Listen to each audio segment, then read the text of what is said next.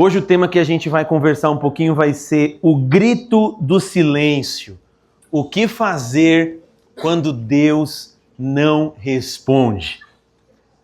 O grito do silêncio, o que fazer quando Deus não responde? Quantas vezes nós já estamos na nossa caminhada cristã ou oramos a Deus, clamamos a Ele e falamos: Deus, entre por favor com providência nesta situação, nesta causa. Oramos ao Senhor apresentando algo que o nosso coração tem um desejo de ter ou até de realizar, e a única coisa que a gente consegue enxergar é silêncio. A única coisa que a gente consegue ouvir é o silêncio. Ou seja, toda a nossa oração, o nosso clamor, a nossa súplica em resposta de tudo isso é nada mais, nada menos que o silêncio de Deus. E quando o silêncio de Deus é uma realidade em nossa vida, quando nós oramos, é quase que natural de todo ser humano ficar angustiado. Começa a fazer uma autoanálise e fala: meu, será que eu estou bem? Será que estou fazendo alguma coisa de errado? Será que isso daqui não está certo? Deus me mostra, tem alguma coisa na minha vida? E a gente então parte agora para uma autoanálise falando: Deus, se tiver alguma coisa que eu estou fazendo de errado, que o Senhor mude ou revele. Por que eu faço essa oração? Porque eu não estou vendo a resposta da minha oração na minha vida. Eu não estou percebendo essa resposta de Deus na minha vida, então por isso que eu clamo e oro. E eu costumo dizer, pessoal, que esse é o desafio de ser cristão. Pergunte para a pessoa que está do seu lado: você passa por algum desafio? Glória a Deus por isso, né? Você passa por algum desafio? Alguns vão falar: pastor, minha vida é um desafio. Minha vida, ela é um desafio diário. A minha vida. Mas esse, sabe o que é? É o desafio da espiritualidade, pessoal. Sabe qual que é o desafio da espiritualidade e a gente continuar perseverando? O desafio da espiritualidade é eu continuar orando quando eu sinto que as minhas orações ainda não passam desse teto e não tem ninguém do lado de lá ouvindo. O desafio da espiritualidade é eu continuar lendo a Bíblia mesmo quando as palavras deste livro não saltam ao meu coração e revelam algo extraordinário. E eu não estou sentindo nada e nem entendendo nada. E eu tenho que continuar lendo. O desafio da espiritualidade é eu continuar fiel a Deus, íntegro aos meus princípios cristãos, mesmo que nas minhas costas eu só leve chicotada dia após dia, e parece que quanto mais eu sirvo a Deus, maiores provas eu enfrento. Esse é o desafio da espiritualidade. É a gente perseverar, mesmo não vendo nada acontecer ao nosso redor. Mas, mesmo eu e você não vendo nada acontecendo ao nosso redor, não significa que Deus não está trabalhando. Não significa que Ele não ouviu a nossa oração. E para nortear a nossa reflexão nessa manhã, eu gostaria de utilizar a vida de um personagem e um texto do Antigo Testamento feito pelo rei Davi, o homem segundo o coração de Deus, que está em Salmos de número 13. Antigo Testamento, Salmos de número 13.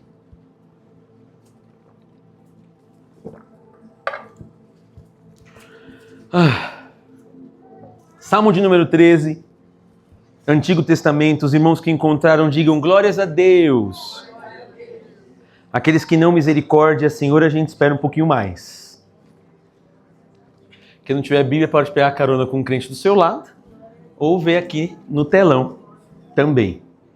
Diz assim o texto da palavra de Deus, Salmos de número 13. Para o mestre de música, salmo davídico. Davi inicia o seu salmo, a sua oração, da seguinte maneira: até quando, Senhor? Para sempre se esquecerás de mim? Até quando esconderás de mim o teu rosto? Até quando terei inquietações e tristeza no coração dia após dia? Até quando o meu inimigo triunfará sobre mim? Olha para mim e responde: Senhor, meu Deus, ilumina os meus olhos, ou do contrário, dormirei o sono da morte. Os meus inimigos dirão: eu venci, e os meus adversários festejarão o meu fracasso. Eu, porém, confio em teu amor. O meu coração exulta na tua salvação. Quero cantar ao Senhor pelo bem que me tem feito. Amém. Curve seus olhos, feche seus olhos, curve sua cabeça. Vamos fazer a Deus uma oração.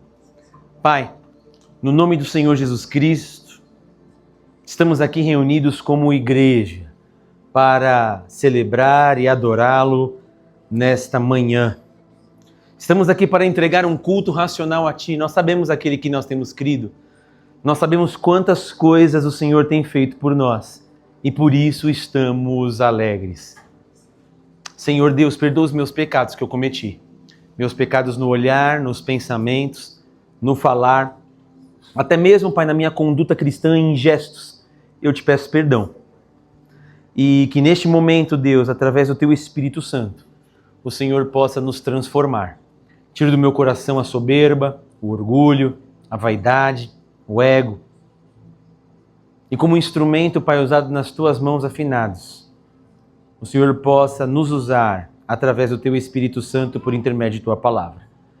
Leva cativo o meu coração e a minha mente juntamente com o dos meus irmãos que se encontram aqui, para que a Tua palavra gere em nós vida e vida essa com abundância. É o que nós te pedimos no nome de Jesus. Amém e amém, Senhor Jesus. Pessoal, o livro de Salmos, quando ele é escrito, ele tem uma particularidade muito interessante. Porque o livro de Salmos, quando o salmista está escrevendo ou compondo o livro de Salmos, o salmo nada mais é que uma palavra cantada de uma maneira poética, de uma poesia. Só que o salmo, qual que é a particularidade dele? O salmista, o compositor, está cantando e orando aquilo que está dentro da sua alma. Então, quando sempre tem um salmo que a gente lê na Bíblia, é a expressão do coração do compositor. Olha o que eu estou sentindo neste momento. Olha o que eu estou passando nesta fase da minha vida. Então você vai ver que no decorrer dos Salmos, do livro de Salmos, você vai ver cânticos de alegria, você vai ver cânticos de tristeza, você vai ver cânticos de fortalecimento e de fé, você vai ver cânticos de tremenda angústia. E às vezes esses cânticos que estão nos Salmos foram realizados pela mesma pessoa. Davi escreveu vários salmos na Bíblia. E você vai ver um Davi em um determinado momento falando um salmo de vitória. Um salmo que ele está alegre, um salmo que ele está confiante, assim como no salmo de número 23. O Senhor é meu pastor e nada me faltará. Mas você vai ver ele também compondo o salmo de número 51, quando ele peca e a sua alma está em frangalhos, falando: Deus, contra ti somente pequei e fiz o que era desagradável aos seus olhos, visto que o Senhor será justo se me julgar pela maldade do meu coração, que se materializou nas minhas atitudes de assassinato e também de adultério. Eu pequei não contra um homem, mas contra ti, mas não retires de mim o teu Espírito Santo. Então a gente vê Davi, ele orando e fazendo o Salmo de número 51, expressando o seu coração. E no Salmo de número 13, que nós acabamos de ler aqui, tem duas vertentes que a gente pode trabalhar e pensar um pouquinho aqui nessa manhã. Quando Davi, ele faz o Salmo de número 13, que nós acabamos de ler, ele está vivendo um momento de angústia, um momento de dor, um momento de desespero, aonde ele não vê a resposta de Deus, aonde todo o seu clamor, a sua súplica é traduzida como silêncio, aonde Davi expressa a sua oração e nada acontece. E tem duas áreas que a gente pode pensar nesse salmo aqui. Segundo alguns estudos, este salmo de número 13 foi escrito quando Davi estava sendo perseguido pelo rei Saul. Lembram que era o monarca da época, Deus o rejeitou e escolheu Davi, o homem segundo o seu coração. Então, no meio dessa perseguição, Davi fugindo quase que 13 anos dele, tem uma hora que Davi cansa de fugir, tem uma hora que Davi está angustiado, Davi está esgotado com aquela situação de perseguição, com aquela situação de inveja, aonde Deus não dá um basta e parece não ouvir as suas orações, e ele pega e ora ao Senhor e compõe esse salmo dizendo: até quando? Até quando você não vai olhar mais para mim? Até quando não responderá a minha oração? Até quando ficarás em silêncio? Porque no meio dessa perseguição, o sentimento que eu tenho hoje é que eu estou sozinho. É que eu oro e não sinto teu abraço, eu oro e não sinto o Senhor me carregar no colo, eu oro, clamo e não vejo nada acontecer na minha vida. Muito pelo contrário, a perseguição se aproxima cada vez mais e os meus inimigos que se levantam contra mim. Essa é a primeira perspectiva. A segunda perspectiva fala que Davi, quando ele compõe este salmo, ele acaba de pecar. Adultério e assassinato. Adultério com Betseba e o assassinato de seu marido Urias. E naquele exato momento Davi está também angustiado, sem sentir a presença de Deus, se sentindo abandonado, se sentindo sozinho e clama: até quando eu vou clamar e o Senhor não vai me ouvir? Eu sinto que eu estou sozinho. Não tinha feito ainda o Salmo de número 51, porque o Salmo de número 51, Davi faz o quê? Ele se arrepende dos seus pecados. Ele se arrepende da condição da sua vida que ele tinha a partir do momento que ele foi confrontado pelo profeta Natan. Só que olha que interessante. O conceito, na verdade, desse salmo, independente de ser esse contexto do pecado de Davi ou o contexto da perseguição, o conceito desse salmo é o seguinte: eu me sinto esquecido por Deus. Mas por que você se sente esquecido por Deus, Davi? Pelo simples fato de eu não ver ou perceber a minha oração se materializando numa realidade da minha vida. Simplesmente por isso. Porque eu oro e eu não vejo a mudança acontecer diante dos meus olhos. Porque eu estou orando, clamando, buscando há um bom tempo e a situação não teve nenhuma mudança. Então é por isso que eu estou orando. Só que esse sentimento de abandono pessoal não é exclusivo de Davi. Quantos no Antigo Testamento, homens e mulheres de Deus se sentiram só? E quando eu falo do sentimento deles se sentirem só, é aquele sentimento seguinte: eu creio no Senhor Jesus, eu oro ao Senhor, mas a única coisa que eu vejo como resposta é o silêncio. E às vezes você está aqui e eu estou aqui nessa manhã, embora pregando a palavra, ou nós embora louvando ao Senhor em confiança nele, porque nós cremos nele, você está vivendo às vezes o silêncio de Deus na sua vida.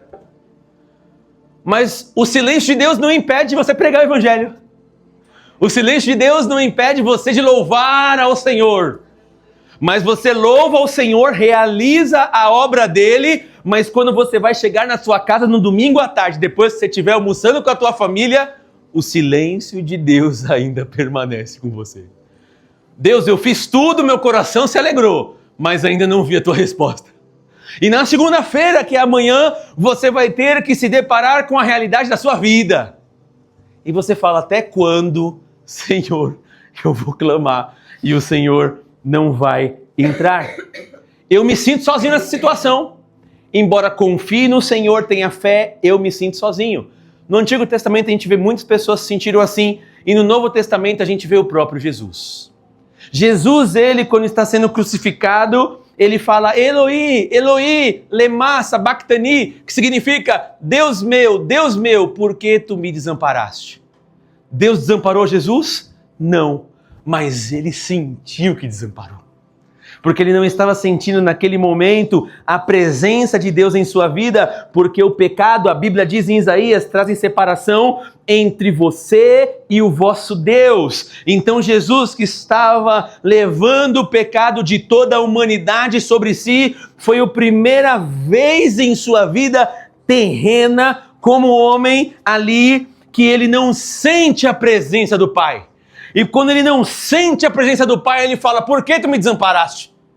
Eu estou me sentindo sozinho, no meio dessa dor, no meio desse sofrimento, no meio dessas calúnias, no meio desses soldados romanos que estão me infligindo dor e mal, eu me sinto sozinho. Embora o Pai nunca o deixou sozinho. E isso muitas vezes acontece comigo e com você. A gente ora, crê, mas por ter o silêncio de Deus em nossas vidas, meus irmãos, a gente não se sente abraçado por Deus. Mesmo crendo nele, às vezes quando você coloca a sua cabeça no travesseiro, você se sente só.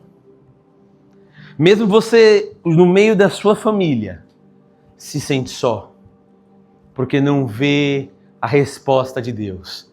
O que você consegue perceber de uma maneira clara é o silêncio de Deus. Você está na sua casa e o silêncio de Deus reina lá. Você está trabalhando e o silêncio de Deus reina lá, mesmo todo mundo trabalhando à sua volta e produzindo. Mas por quê? Porque a resposta de Deus ainda não veio para mim e para a sua vida. E Davi então inicia o salmo falando: até quando? Até quando a tua resposta para mim será o silêncio? O que eu faço quando a resposta de Deus para mim é o silêncio? E eu não vejo ele audivelmente, não vejo ele manifestado. Porque quando Deus fala sim, a gente se alegra. Quando Deus fala não, a gente também se alegra, mesmo que no primeiro momento a gente fique triste. Fiquei triste porque recebi o não de Deus, mas alegre porque ele respondeu. Então, o difícil é, não recebi nenhum sim e não recebi nenhum não. Não recebi nem a confirmação do Senhor e nem também recebi a falta de confirmação. O que você recebeu, Renato? O silêncio de Deus. E o silêncio de Deus nos impede, se não sabermos discernir ele, de agir. Se eu vou para um lado, se eu vou para o outro, e Davi falou: Deus, eu estou sendo perseguido por ele, não sei o que eu faço, e por não saber e ouvir a tua voz, o que eu estou fazendo é o quê? É fugir dessa situação, é fugir dessa perseguição. Só que no meio desse salmo nós aprendemos algumas lições, pessoal, que eu gostaria de conversar com vocês e refletir. Primeira lição que a gente aprende com este salmo: que o silêncio de Deus testa a nossa fé. Fale para a pessoa que está do seu lado: o silêncio de Deus testa a sua fé. O silêncio de Deus testa a sua fé. Davi era um homem segundo o coração de Deus? Sim ou não? Sim. Ele era um homem usado por Deus? Sim. Era um homem que Deus deu vitória em várias batalhas do gigante Golias contra os filisteus, contra os amalequitas? Sim. Davi era o rei que andava de vitória em vitória porque Deus o abençoava em todas as suas empreitadas? Sim, mas mesmo assim, esse mesmo Davi, com todo esse poder, com toda esta unção, ele fala: até quando, Senhor? Davi, sendo homem segundo o coração de Deus, escolhido pelo próprio Senhor, tem a sua fé testada. E quando a nossa fé ela é testada, todo aquele conteúdo que temos dentro de nós, que falamos que somos cristãos, que falamos que confiamos em Deus, Deus fala: é agora que eu quero ver se você confia mesmo. Eu quero ver se você confia na hora da calamidade. E ele inicia no Salmo número 13, versículo 1, dizendo o seguinte: olha o que Davi inicia falando, Salmos 13, versículo 1. Até quando? Até quando, Senhor? Ele questiona. Para sempre te esquecerás de mim? O próprio Davi falando. O Senhor vai se esquecer de mim para sempre? Porque o termo para sempre é muito pesado. Você sempre faz isso aqui. Não, eu fiz isso daqui, nesse momento e nesse momento. Quando você fala sempre faz isso daqui, significa um ato contínuo. Para sempre você vai se esquecer de mim. Imagine Deus olhando, Davi, você está passando por uma dificuldade, você esqueceu que eu te ungi, você esqueceu que eu fui com você contra o gigante, você esqueceu que eu fui com você quando você matou aquela ursa, quando você matou aquele leão, quando você foi perseguido por Saul, você não se lembra de nada que eu fiz. Agora porque a provação está tão grande, você se esquece que eu continuo com você, só porque a minha resposta nesse momento é o silêncio. Se esqueceu de como eu te trouxe até aqui com vida. E Davi fala, até quando, Senhor, para sempre se esquecerás de mim? Até quando esconderás o teu rosto? Eu oro, parece que o Senhor me ignora. O esconder o rosto é ignorar. Cadine vem falar comigo aqui, ó. Começa a falar alguma coisa, eu escondo o meu rosto dela, ou seja, ignoro. E Davi fala, até quando o Senhor me ignorará? Até quando eu vou orar, clamar e suplicar e o Senhor continuará me ignorando? Este mostra o verdadeiro teste da nossa fé. Sabe qual que é o verdadeiro teste da nossa fé, meus irmãos? Não é quando Deus nos fala, mas é quando Deus se cala. Esse é o teste da fé. Quando Deus para de responder a minha oração. Quando Deus para de responder a sua oração. Aos nossos olhos. Abacuque, lembra de Abacuque, viveu a mesma situação. Deus chama Abacuque para o ministério. Vem para cá, Abacuque, porque eu quero usar a sua vida para abençoar o povo de Israel. Abacuque fala assim, pera aí, até quando, igual Davi, eu vou orar, você não vai responder? Até quando eu vou clamar por justiça? E a injustiça vai começar, Senhor, aqui. A lei está completamente frouxa. Ninguém confia mais na economia, ninguém confia mais na política, ninguém confia mais nos homens, ninguém confia mais em ninguém. E eu clamo por justiça, e o que eu mais vejo aqui, Abacuque dizendo, é injustiça. E é tanta injustiça que está sendo feita, que a justiça se afrouxa, e ninguém agora mais dá credibilidade para a justiça, porque a balança está desequilibrada. Abacuque fala isso para onde? Lá atrás. E se a gente pegar hoje em dia, a nossa sociedade, a geração que a gente vive, é um descrédito só. É um descrédito na economia, é um descrédito na política, é um descrédito na sociedade, é um descrédito no homem. A gente vive uma apostasia antropológica, ou seja, eu perco a fé no homem. Eu não acredito mais em nada, não acredito mais em ninguém, não confio mais em nada, não confio mais em ninguém. Por quê? Porque aquilo que eu vejo produzir não alimenta minha alma e é contrário àquilo que eu acredito. E Abacuque fala, até quando que eu vou orar, clamar por justiça e nada vai acontecer? E o Senhor me chama para te servir?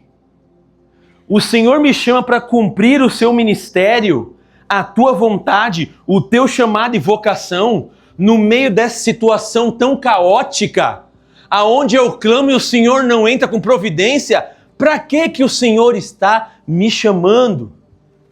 Abacuque também tem como resposta às suas orações o quê? O silêncio de Deus. A nossa fé é provada.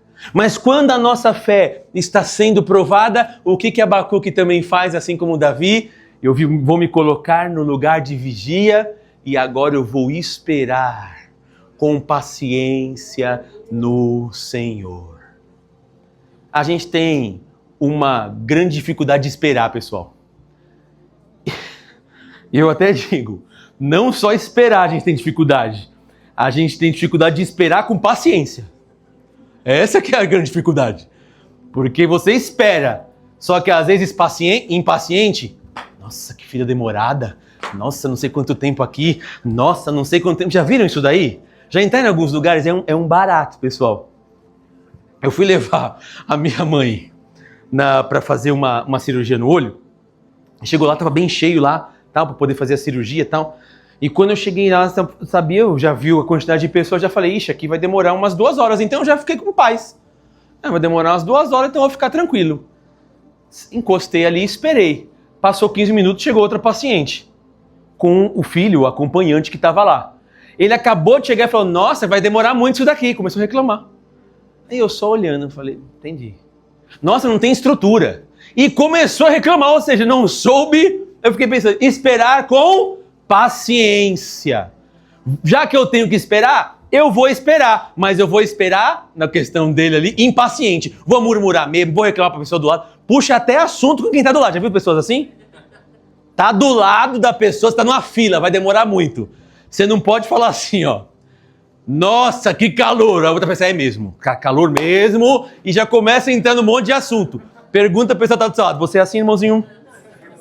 Você é assim, irmãozinho? Mas se for para trazer e bater um papo com coisa boa, beleza. Mas às vezes é que a produção é só má. A produção é só má.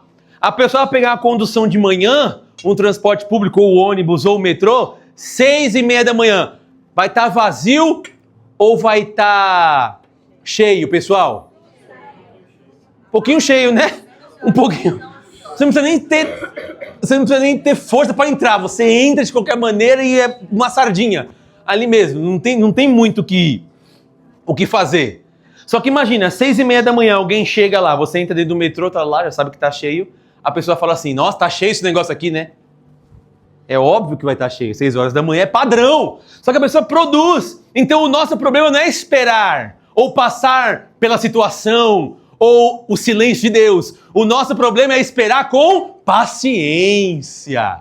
A gente é, como natureza, impaciente. Por que nós temos essa impaciência? Porque a gente gosta que as coisas sejam realizadas no nosso próprio tempo. Porque nós temos a falsa ideia que nós temos a gestão da nossa vida. Por isso que a gente fala, tem que ser nesse momento, tem que ser nesse tempo. O esperar com paciência é a mesma coisa, pessoal, já dei esse exemplo aqui, vocês já ouviram um tempo atrás, é como a gente foi esperar a resposta de Deus num ponto de ônibus. Já viu um ponto de ônibus? Você vai no ponto de ônibus lá, é porque hoje tá uma benção, né? Tem aplicativo que fala quando o ônibus vai passar e tal, mas vamos colocar que não tinha esse aplicativo. Você vai ali para Conselheiro Carrão aqui, ou perto aqui do Tatuapé, você para ali no ponto de ônibus e faz o quê? Espera. Aí o pessoal fala assim, vai chover. Tá bom. Trouxe o guarda-chuva? Não. Você está esperando, tá demorando esse ônibus, né? Tá. Mas por que você está em paz? Porque você sabe que o ônibus vai passar. O ônibus vai passar. Com chuva, com sol. Se ele atrasar um pouquinho, mas uma coisa é certa, o ônibus vai passar. Só que daí eu decido como eu quero esperar esse ônibus. Impaciente, irritado, murmurando, ou tranquilo, ouvindo uma ministração ou cantando louvor. Uma coisa é certa, o ônibus passa. É assim que é a resposta de Deus quando Ele prova a nossa fé. Ele vai responder. Ele vai entrar com providência na minha e na sua vida. A grande questão é, como que eu e você se porta antes dessa resposta? Impaciente, murmurando, questionando tudo, nada dá certo, como vai ter, vou ter que resolver isso daqui, e a gente fica impaciente e permite sermos roubados e mergulhados num mar de ansiedade e preocupação que nos impedem de ver a mão de Deus, e aí a gente não dorme direito, não consegue conversar, aumenta a nossa irritabilidade, ficamos nervosos com todo mundo, aí Deus vai e responde. Deus entra com providência, daí a pessoa, e aí, por que tanto desespero? É verdade, né? Deus sabe da gente, pessoal. Deus sabe. Então Abacuque mostra isso. Deus sempre vai provar a nossa fé. E o silêncio de Deus testa a nossa fé. Aconteceu com Abacuque. Qual que é o outro servo de Deus que aconteceu também? Lembram de Jó? Foi provado ou não? Jó teve uma provação que Satanás Ele não tinha nada a ver com a história, a realidade é essa. Jó não tinha nada a ver com a história, Satanás quer inventar, tirar um braço de ferro com Deus, só que o braço de ferro com Deus, quem ia pagar o preço ia ser Jó. Então imagina, eu não tenho nada a ver com a situação que está acontecendo no céu. Estou aqui vivendo minha vida com meus filhos, tranquilo, com a minha esposa, com meus funcionários, com a minha empresa de agropecuária, com as minhas fazendas, estou tranquilo. Aí já vai lá o Satanás bater um papo com Jesus numa reunião lá no céu. Aí Deus fala, meu servo Jó, homem íntegro e reto, tá vendo? Só que se desvia do mal, é lógico que ele se desvia do mal. Só faltou Satanás falar, até eu adoro o Senhor assim. Tudo que ele ora, você abençoa. Ele pede para prosperar a empresa, o Senhor vai e prospera. Pede para prosperar a família, o Senhor vai e prospera. Tudo que ele coloca a mão, o Senhor prospera. Até eu posso adorar o Senhor assim. Agora arranca tudo que ele tem. Eu quero ver se ele vai continuar adorando com essa alegria. Deus fala, pode ir lá.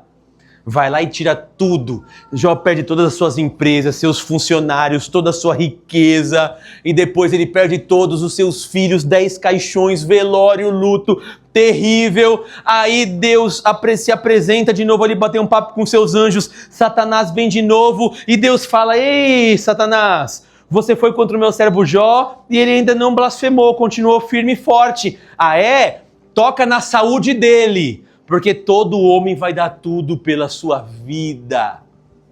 Tá bom, toca na saúde. Tocaram na saúde de Jó, enfermidade mortal. Nós sabemos de toda a narrativa. A mulher de Jó chega para ele e fala, você está ainda mantendo a sua integridade? Você ainda está mantendo a fé? Você ainda está buscando a Deus? Você ainda está orando, rapaz? Para com isso. Você ainda está lendo a Bíblia? Para com isso, filho. Amaldiçoa o teu Deus e morre. Não está valendo a pena não servir esse Deus. Para com isso. Larga. Como tu falas uma louca, mulher.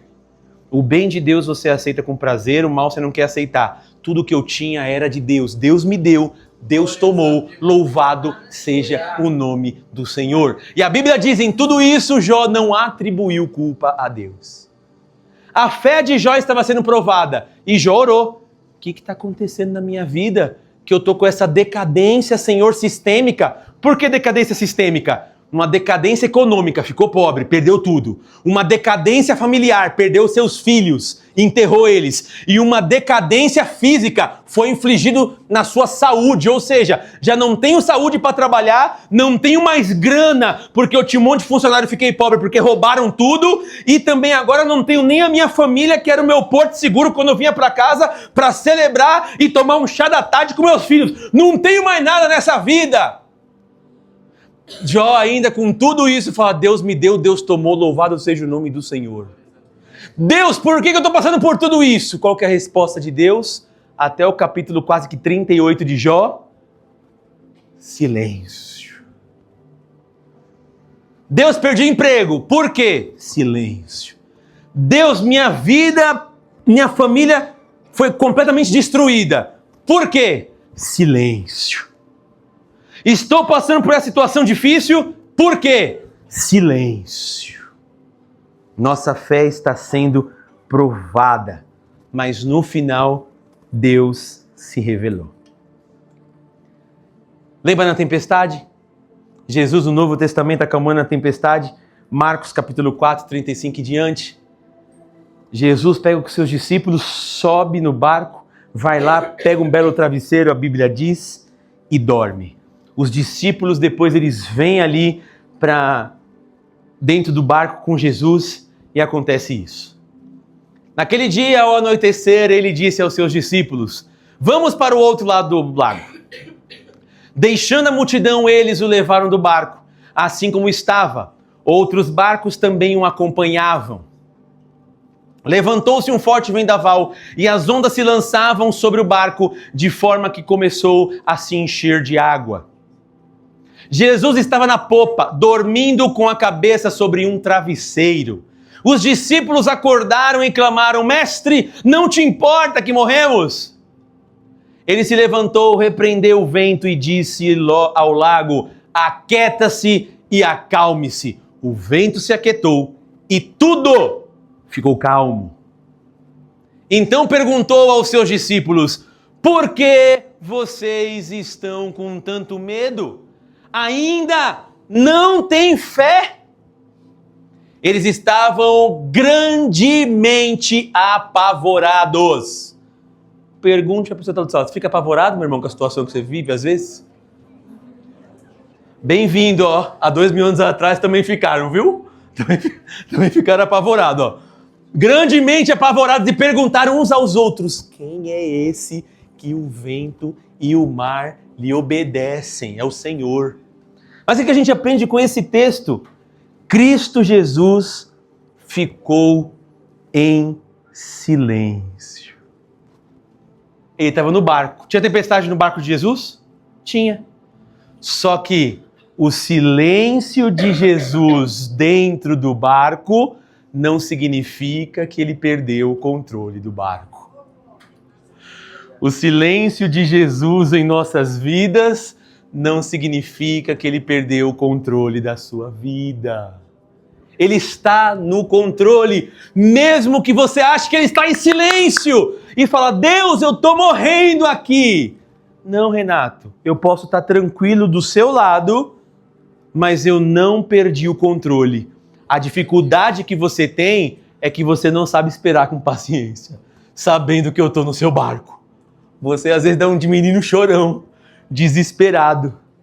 Por isso que os discípulos, muitos deles falaram: Deus, me ajuda na pequenez da minha fé.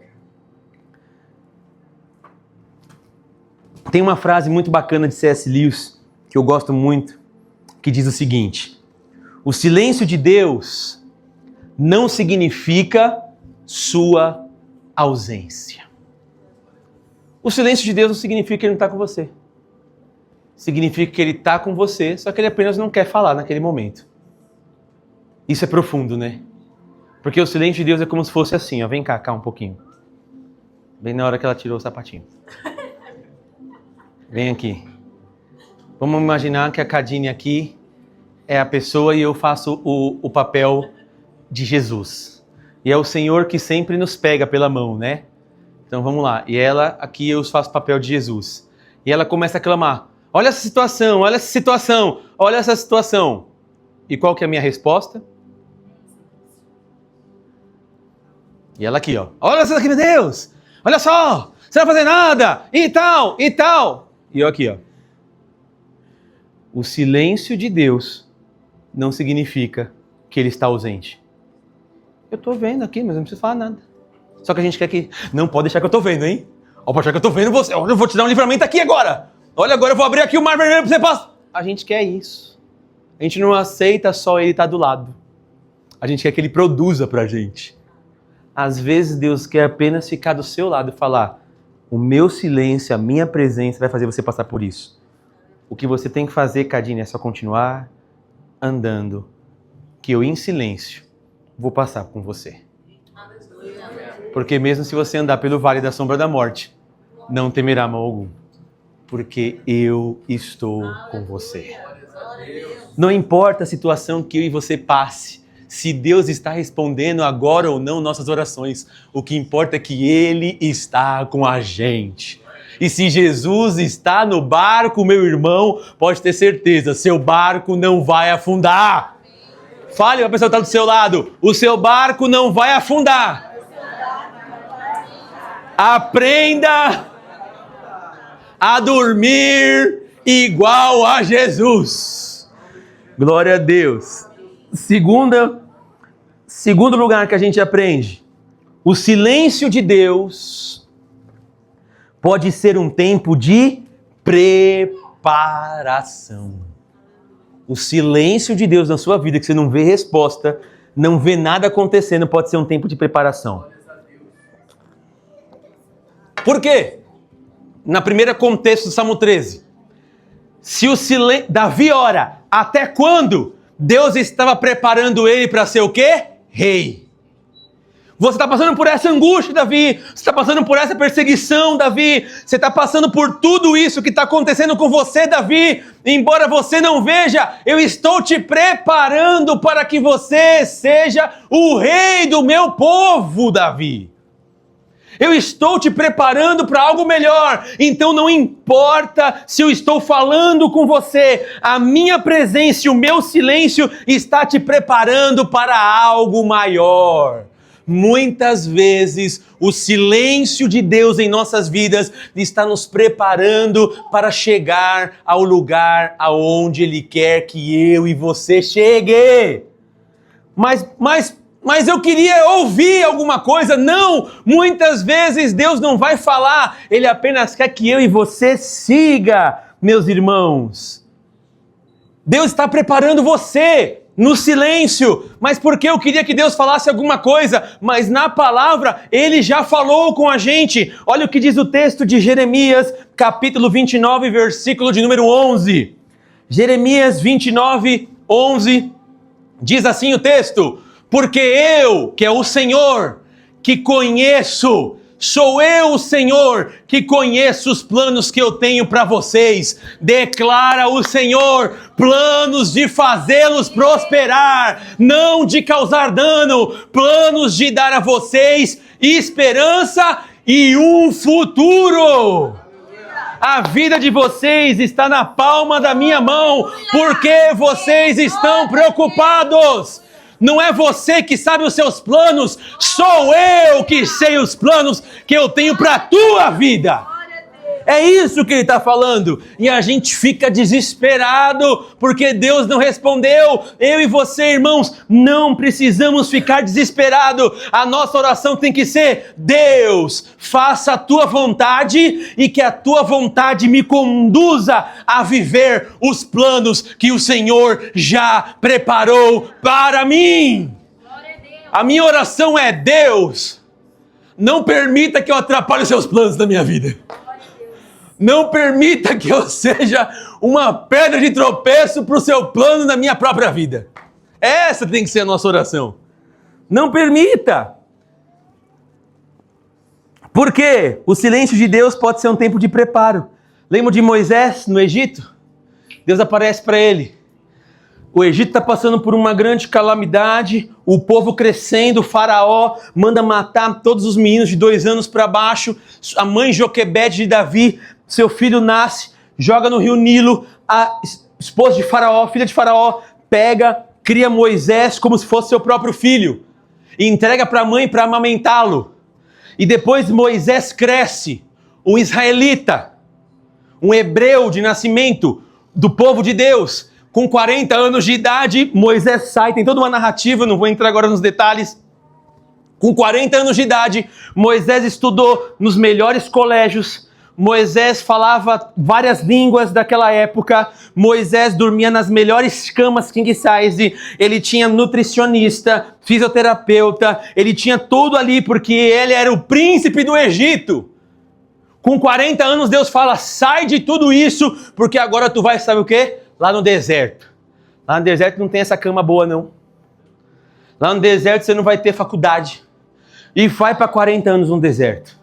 Fica mais 40 anos no deserto. Com 80 anos de idade, Deus o chama, se revelando através de uma sarça ardente que não se consumia. E Moisés fala: que loucura é essa? Uma sarça está ardendo, um pedaço de galho está pegando fogo e não está consumindo. Deixa eu ver o que está acontecendo, vou me aproximar. Moisés se aproxima, uma voz de Deus vem de dentro da sarça e fala: Moisés, Moisés, eita, eis-me aqui, Senhor. Tira a sandália dos pés, porque a terra onde você está é terra santa. Moisés já arranca a havaiana, taca longe a havaiana ali, vai embora, aí fala assim: aí, o Senhor fala: Moisés, o clamor do meu povo eu ouvi, escutei as chibatadas nos lombos, vou usar você para libertar o meu povo da escravidão do Egito, que já perdura mais de 4 séculos, mais de 400 anos. Eu vou usar a tua vida. Esses 80 anos de vida que você teve foi apenas o preparo para esse momento que eu te coloquei.